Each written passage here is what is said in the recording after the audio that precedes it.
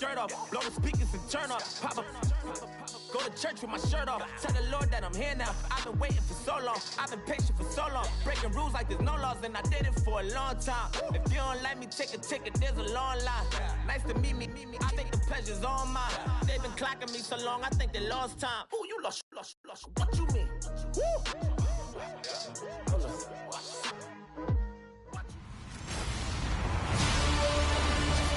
Thank you, Larry. Coming to you from just off the New Jersey Turnpike in East Rutherford. We are just about set for football on EA Sports from MetLife Stadium. Today, it's the penultimate week of the regular season, Week 16, and we've got a good one in store between the Oakland Raiders.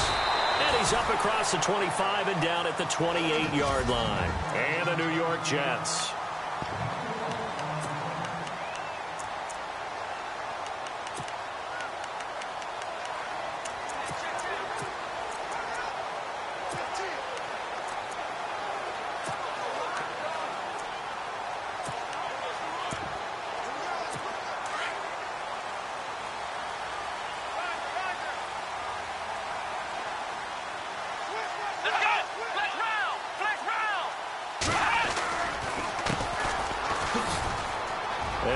Spin into some open field. And he takes this one just shy of midfield all the way to the 49. That's good for 21 yards and a first down. So much of this game is still mental, still psychological. Yeah, we just saw a big-time run right there. But you have to believe he was dreaming about this last night in his hotel room before this one, thinking, hey, first time I touch it, let's go for some big yardage and set a tone. That's exactly what he got done. That's going to go as a loss of a yard, and it'll be second down. So add that tackle for a loss to the 2 that he had a week ago. And you know what he's doing right now? Smiling? Yeah, definitely doing that. But he's also patting his guys on the back. As deep. And the Raiders have got him. Getting into the act on the opening drive here with a sack. And remember, they had 5 last week. And they saw that on film, and that meant that they had to get together. Offensive coordinator, quarterback's coach, offensive line coach, receivers coach, and say, how do we beat this pressure? Because everyone has to win against the defense and get the ball out of the hands of the quarterback very quickly. Call it a pickup of 7, and that'll bring up 4th down. They've got good playmakers on the offensive side of the ball. I don't know what happened last week to really hurt their performance and hold down their production, but I would dare say that this week in practice, there's a lot of talk about how they're going to increase their proficiency. And that was a good start getting the playmakers involved. You mentioned that to me pregame. That's what they did there. Yeah, I think a lot of people think the coaching staff really gets on them, and that's how they motivate them. Most of these guys are self-motivated. They have a lot of pride in their performance.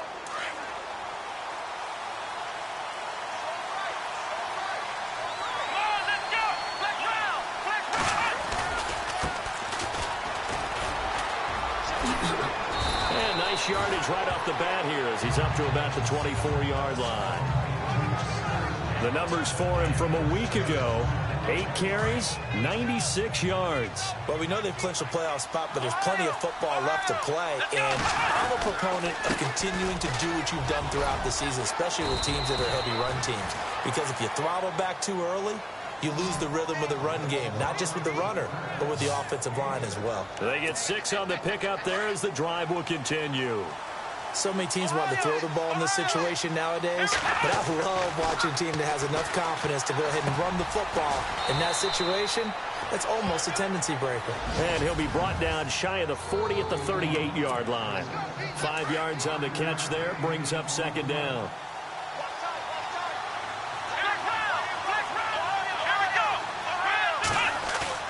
Looking to throw on second down. Robertson. And he finds a man with a crossing route. A really good pickup of 28 yards. Late in the season now, MVP chatter starts, and he might be on the fringe. This is always an award that goes quarterback, running back, usually quarterback. A lot of bias. Does he deserve consideration? He more than deserves consideration because the way the game is played in the NFL now, it's a pass-first league, right? So that means that people are going to adjust their defenses for him each and every week, and he's still putting up big-time numbers. I know the quarterbacks, the running backs get it, but he should be firmly in the race for MVP. Back to throw. Robertson, nowhere to go here. He lost the football. And they're going to set up shop at the 27-yard line.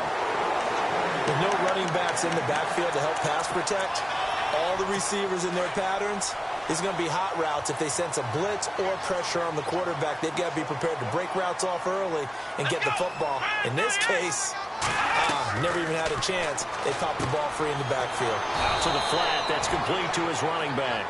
And this one will go to the 28-yard line.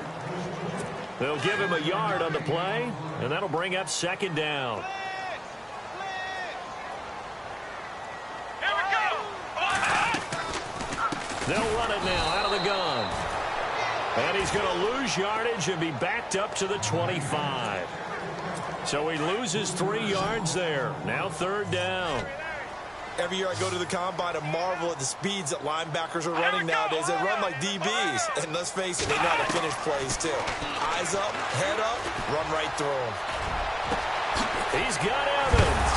And now look at this. Big gain, but a fumble. And the Raiders have recovered. Ready to go now in the second quarter. Brandon Gordon, Charles.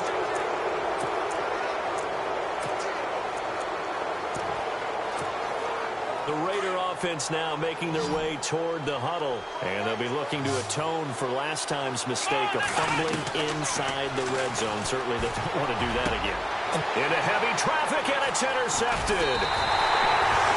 Picked off at about the 31. And he's going to take this one back to the 37-yard line. He had a little bit of the turnover bug last week, 3 interceptions. Not an absolute disaster, but another one here. Do you start to get a little worried? You worry about your team as a whole because you have to find a way to make those interceptions, quote-unquote, go away, and that means your defense. They've got to go out there on sudden change and at least hold people to field goals. And if that keeps happening, they lose confidence in the quarterback, and then no one plays well. That's going to go as a loss of 2, and it'll be second down. Wow, that play got shut down in a hurry. As soon as the snap came, you could see defensively they were just closing in. That was going nowhere. Yeah, you count on your offensive line to give you a little bit of space, a little bit of time so you can make a move. There was none there for him. They'll lose a yard, and it brings up third. He came out ready to play. That's 3 tackles for a loss, Charles. We're only in the second quarter. And that's problematic for the guys trying to run offense because that means he's got a pretty good idea of what they're doing and is actually beating them to the point of attack and making those plays. Might have to think about some misdirection or something to try and get him away from the ball. I tell you, Brandon, this defense is playing with some confidence. Haven't allowed a point yet. Flying to the football. I'm telling you, it's almost 11 to the ball on every snap. Another nice job there to force an incompletion. He gets this one away, and boy, it's another boomer. Fair catch called for and taken just inside the 10-yard line. Officially, that'll go as a 52-yard punt. Not too shabby. And the Raider drive will start from deep in their own territory with a 1st and 10.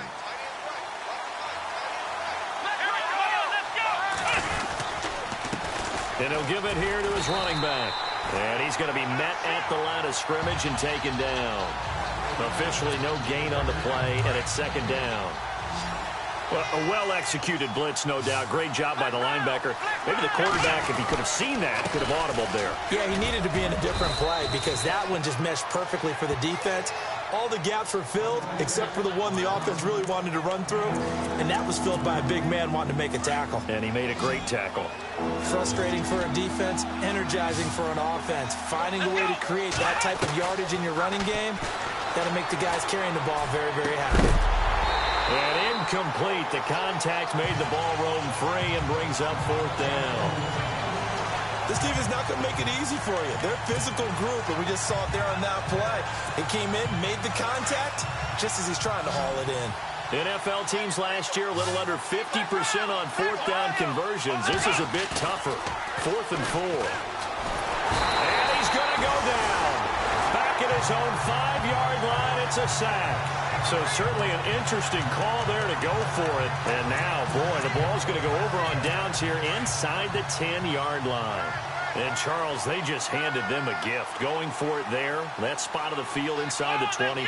Yeah, sometimes you think you've got plenty of time in a game, so you take a little bit of a crazy risk. This goes in the category of a crazy, crazy, crazy risk.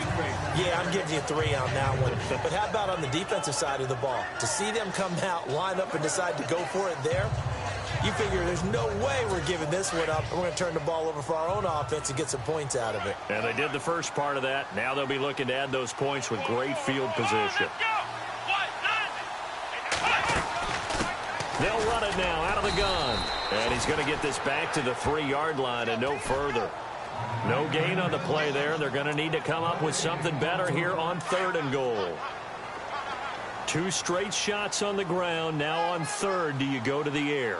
I think the possibility exists, and if you're doing it, you're probably doing play action since you ran it twice. But I often think that 2nd down is a time you... Diving for the end zone, and the ball's knocked out. And the Raiders pick it up. Partner, you know how often we hear about the red zone, right? From the 20-yard line going in, that scoring zone, getting points on the board. A lot of teams call from the 10-yard line in the green zone. That's your money zone. He fumbles the ball inside the money zone. You have one job, take care of the ball. That didn't happen. And he'll get only a couple up to the 22. Well, he hasn't made much of an impact in the running game thus far, and after that last run, not much is going to change in that area. He hasn't been able to get anything going, and really the offensive line not helping him much. A reminder that coming up in 2 minutes, we'll check in with Larry Ridley in Orlando with highlights and analysis of this first half of play. And I'm going to check in with a heater. I'm going to be right there with you, partner. And he'll take this one up close to the 25-yard line. Give him 3 on the run there. Now they're looking at a 3rd and about 5. Well, if the coaching staff's doing a good job upstairs, they'll file away what they just saw from the defense right there. They sold out to stop that running play. I'd say keep that in mind. They want to try that again. Go play action, hit them over the top. Going for a right side here, complete. And he will have a first down as they get him to the ground at the 37. Give him 12 yards that time and an Oakland first down. Those are the kinds of plays right there that show you why he's the number 3 man in the NFL in terms of receiving yards. Also tells you there's a full combination of what he's got going in his game. You name it, from route running to catching the football. That's why he's able to produce those types of numbers. Getting out a ton of success here so far, but you get the feeling that he might be on the verge of popping one. Yeah, even on that one, there was a little